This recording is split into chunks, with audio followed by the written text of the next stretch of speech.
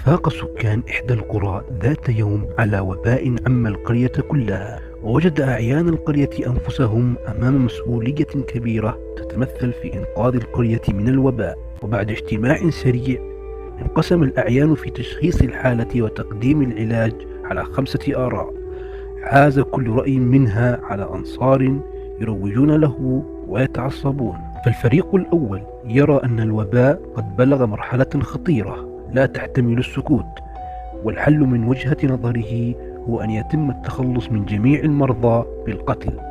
والفريق الثاني يعتقد أن الأمر أهون من ذلك، قد درس الحالة ووجدها مجرد حمى لا تستدعي القلق، والحل من وجهة نظر هذا الفريق أن يتم توزيع أقراص البريستامول على المرضى، فقد أثبتت هذه الأقراص على أنها خافضة للحرارة.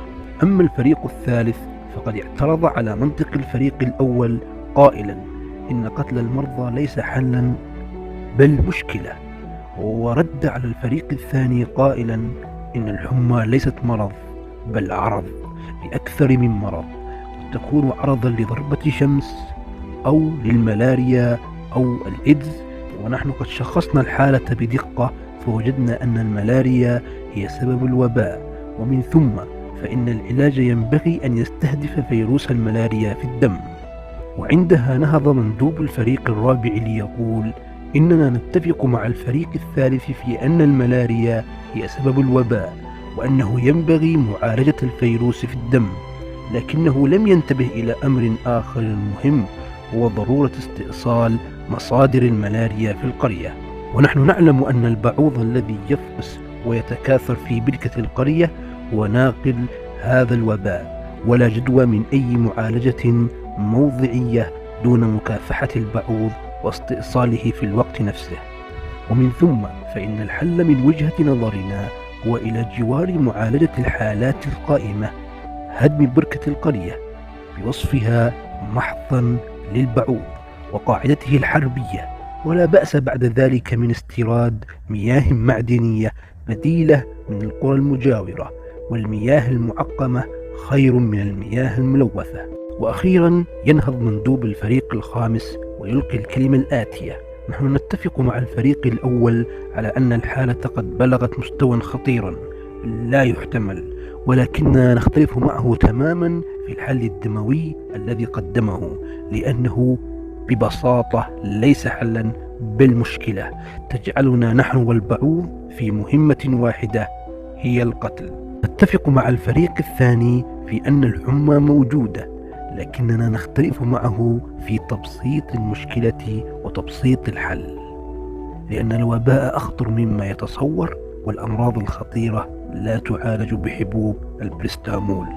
كما نتفق مع الفريق الثالث في أن الملاريا هي سبب الوباء، ومن ثم ينبغي معالجة فيروسات الملاريا في الدم، لكننا نختلف معه في تجاهل مصادر الملاريا نفسها، لما تجاهل المصدر من عواقب وخيمة على العلاج. وعليه فإننا نتفق مع الفريق الرابع في ضرورة استئصال مصدر الملاريا وهو البعوض، ولكننا نختلف معه في كيفية هذا الاستئصال، إذ نرفض تماما أن يتم هدم بركة القرية والاعتماد كليا على المياه المعدنية المستوردة من القرى المجاورة، ونرى أن استئصال البعوض لا يحتاج إلى أكثر من تحويل البركة إلى نهر جار ثم تصفية مياه النهر من الشوائب، فالبعوض لا يستطيع أن يفقس في المياه الجارية، إذ نرفض تماما أن يتم هدم بركة القرية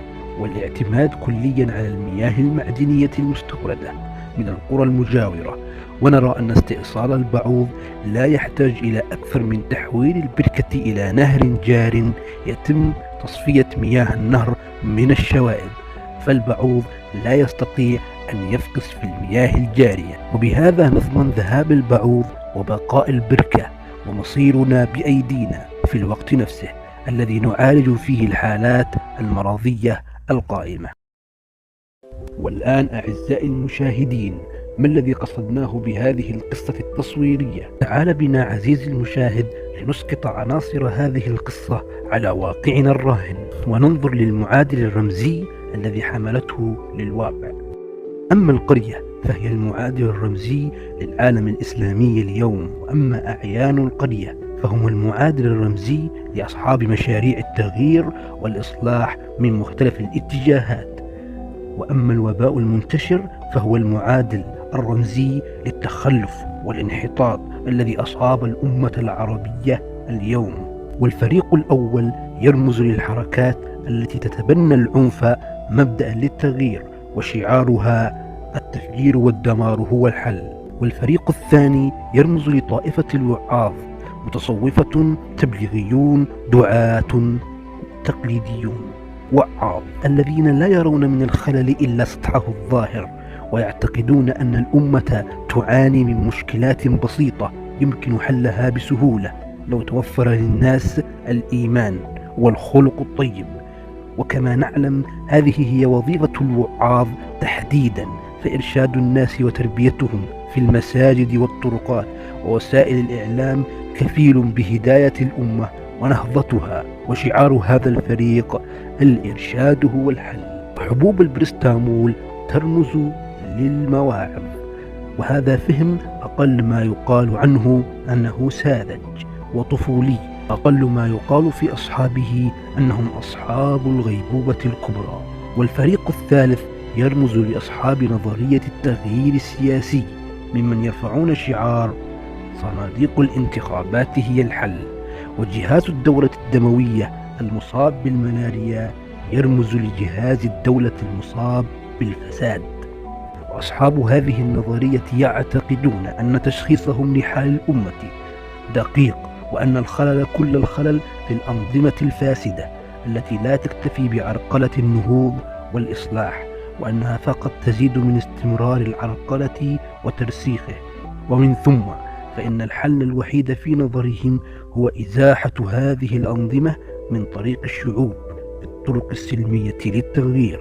أما الفريق الرابع فهو يرمز لبعض المثقفين العرب الذين يعتقدون بفساد الأنظمة العربية الحاكمة، ويؤمنون بضرورة تغييرها سلميا، ولكنهم يعطون أهمية كبرى لما يسمونه بالثورة الثقافية في المجتمع، وذلك من خلال تغيير ثقافة المجتمع واستئصال مصادره الفاسدة.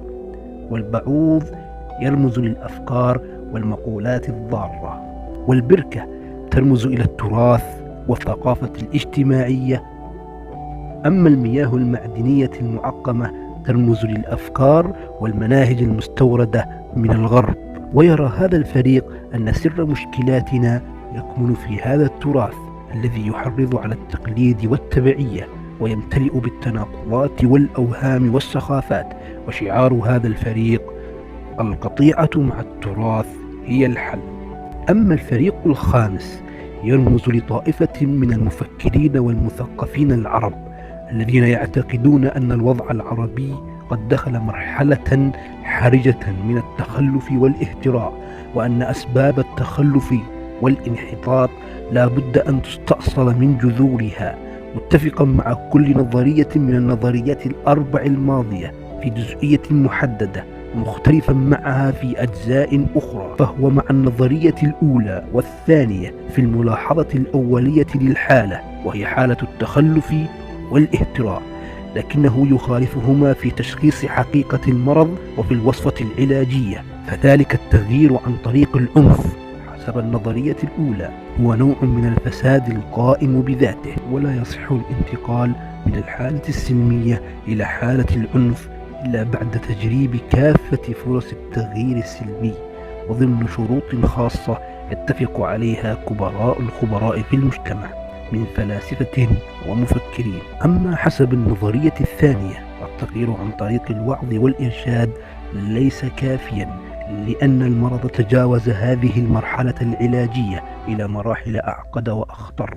لذلك الخطاب الوعظي التقليدي لم يعد يكفي وينفع. ويتفق أصحاب النظرية الخامسة مع أصحاب النظرية الثالثة في تشخيص الوضع وفي ضرورة الإصلاح السياسي وتفعيل الرقابة الشعبية على السلطات، باعتبار جهاز الدولة بمثابة جهاز الدورة الدموية التي تغذي الجسد وأي اختلال فيه يؤدي إلى نكسة لا محالة، ولكنهم يختلفون مع هذا الطرح بالإصلاح السياسي فقط دون الإصلاح الفكري، والتقليل من أهمية إصلاح العقول وتغييرها جذريا. كما يتفق أصحاب النظرية الخامسة مع أصحاب النظرية الرابعة في ضرورة تتبع المرض إلى مصادره الأولى، وهي الأفكار والمقولات الفاسدة في تراثنا الفكري والثقافي واستئصالها، ولكنه يرفض أن يكون هذا الاستئصال عن طريق هدم البركة التي نعني بها التراث، إن استئصالها بالكامل يعني ضياع الهوية القومية ورهن المصير بأيدي الآخرين، يعني البدء من نقطة الصفر في كل شيء، وهو ما لا يقول به أي منطق علمي. ما الحل الذي يقدمه أصحاب النظرية الخامسة؟ الحل واضح ومنطقي وبسيط، هو تحويل التراث من بركة راكدة إلى نهر جار، لأن البعوض هي المقولات والأفكار الضارة، لا يقدر على التكاثر في المياه الجارية، ولن يكون ذلك لفتح باب الاجتهاد والمراجعة والنقد والتصحيح لهذا التراث مع احترامه. إذا شعار أصحاب هذه النظرية هو إطلاق برنامج النقد والمراجعة والتصحيح الشامل في كل المجالات الفكرية والثقافية والسياسية والاجتماعية هو الحل، مع إعطاء الأولوية للتصحيح الفكري والثقافي بوصفهما مصدر الخلل المبين.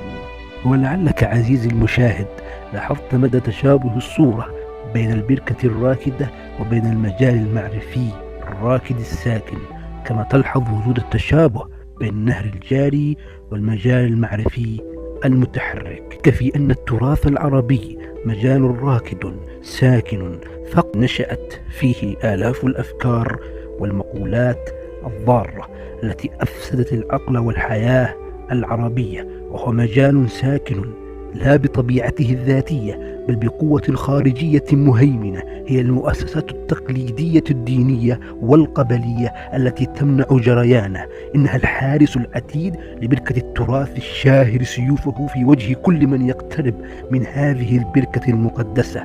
نعم، نحن مع الإصلاح السياسي بطرقه السلمية المنظمة، ونعم نحن مع الدعوة إلى الديمقراطية وحقوق الإنسان وحقوق الحيوان، ولكننا بكل وعي سياسي وحضاري ومعرفي نؤكد أن الأولوية ليست لهذا النوع من الإصلاح، لأنه لا يستأصل جذور الفساد ومصادره، وإنما يستأصل إن استطاع ثمار الفساد اليانعة، وليس معنى ذلك التوقف عن قطع ثمار الفساد من غصونها، وإنما نحاول تنبيه رفاقنا إلى أن المهمة الأعظم والأصعب ليست هنا، وإنما هناك في اقتلاع الجذور الممتدة في باطن الفساد، في ثورة التصحيح الفكري والثقافي الواجبة وجوبا كفاية عن المجتمع ووجوبا عينيا على عقلائه المخلصين. إن النظرية الخامسة بلغة أخرى تؤمن بالحلول الجذرية لا بالحلول الترقيعية، وتؤكد بكل ما تستطيع من قوة أن الانشغال بالمعالجات الترقيعية المسكنة للآلام على حساب المعالجات الجذرية المستأصلة للمرض هو نوع من الخيانة للأمة، والخيانة هي الوصف العادل لمن يختار العلاج الخطأ لمجرد أنه رخيص وممكن وغير مكلف. نعم، هناك الكثير من العقلاء يشاطرون النظرية الخامسة رأيها بدرجات مختلفة من الوعي بها، ولكنهم يرون أن الترويج لها مكلف في مجتمعات ترضخ بالجهل والاستبداد منذ نعومة مخالبها، مجتمعات لن ترحم أحدا يهدد ميراثها المقدس حتى لو كان ميراثا من الأفاعي السامة. ومن ثم فهم يتفقون ويرون مغافلة هذه المجتمعات بالإصلاح والتغيير دون أن تشعر، فتجدهم يسربون إليها بين وقت وآخر بعض الأفكار التجديدية في غلاف تراثي تقليدي. وهؤلاء الفضلاء يجهلون حقيقتين مهمتين: أولا، أن المجتمعات الغافلة ليست دائما مغفلة، فهي تستطيع أن تلمح بسهولة أو بصعوبة المضامين التجديدية في الوسيلة التقليدية، ولن تتقبل بسهولة هذه الحيلة، وما يعني أن ندخل معها في ترضيات نقدم فيها بعض التنازلات، وفي مهاترات حول فروع لم تعرف أصولها ونتائج لم تحسم مقدماتها، وأخطر من ذلك نساهم في تزييف الصورة الحقيقية للمرض، مما يصعب المحاولة على الذين يلوننا في الإصلاح، فيراق الوقت والجهد اللذين كنا في أمس الحاجة إليهما للانتقال إلى مستويات أخرى وأرقى وأجدى من الجدل المعرفي. والحقيقة الأخرى أن هذه الطريقة من المعالجة لا تصلح مع الأمراض المزمنة والمستعصية التي لا بد فيها من مواجهة المريض بحقيقة مرضه، يكون مسؤولا عن نفسه إزاء توصيات الطبيب. أما إخفاء الحقائق عنه بسبب المداهنة أو الخوف فهي جريمة طبية كاملة. خبرة القرآن والتاريخ تدلنا على أنهما لم يتوقفا إلا أمام محاولات أولي العزم من الرسل والمصلحين مع أقوامهم. أما أصحاب المحاولات الترقيعية المسكنة فقد تجاهلهم القرآن والتاريخ أو اكتفيا بالإشارة إليهم من بعيد، لأنهم لا يقدمون نموذجا فعالا للتغيير يصلح درسا لمن وراءهم. طريق الإصلاح الحقيقي والجذري طويل ومكلف، لكنه عميق وباق، وإذا كان هناك من يظن أن إصلاح الخلل الهائل أصاب هذه المجتمعات يمكن أن يتحقق بدون جهاد وتضحيات جسيمة من سعادته وصحته وسمعته فهو جاهل. إذا كانت هذه المجتمعات تظن أن أحوالها ستتحسن دون تقديم تنازلات حقيقية ومؤلمة من قناعاتها ومسلماتها الموروثة، فهي أمة في الحقيقة تحب أن تموت. أقوم بتوجيه هذا الفيديو إلى كل العقلاء من أصحاب نظريات التغيير الذين آمنوا بأن واقع المجتمعات العربية قد وصل إلى مرحلة خطيرة لا تحتمل، وأن للفكر علاقة بالسلوك، وأن واقع أي جماعة هو انعكاس لتصوراتها وثقافتها أمام أولئك الذين لم يقتنعوا بعد بمستوى الانحطاط الذي وصلته هذه المجتمعات، ولم يؤمنوا بعد بأثر الفكر والثقافة في السلوك الجمعي والفردي. فهنيئا لهم عقولهم، وليستمروا في نومهم وشخيرهم الهادر حتى الهزيع الأخير من الهزيمة.